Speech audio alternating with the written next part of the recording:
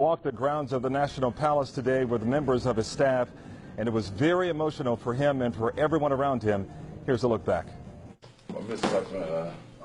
It's the final moments of a 5-year presidency, taking personal belongings from the office of the National Palace.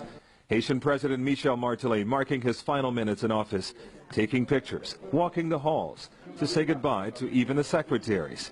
Then it's down the stairs for the final time. Walking out to a grateful staff. Martelly fighting back the tears. But this is a president who lives in the moment, and that makes him no match for emotion. Unconventional until the very end. Dancing with security guards with big guns on their backs. Martelly told me he had one final act as president. When you offer them a bus like this? Turning over a social program he started for people who used to live on the streets, to drive vans to earn a living. Haiti's constitution says Martelly must be out of office 1 minute after midnight Saturday night. President Michel Martelly leaving the grounds of the palace for one final time as president of his country.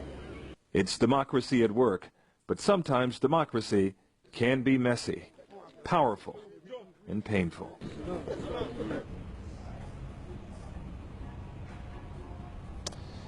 Well, Martelly says he will take a break and then he will go back to his music. And by the way, Carnival was supposed to start tomorrow, but some of the floats will be canceled. And Martelly says he's not quite into possibly getting onto a float and celebrating what is a big tradition here in this country. And one final note here, there was a protest today right outside the palace while President Martelly was saying his final goodbyes.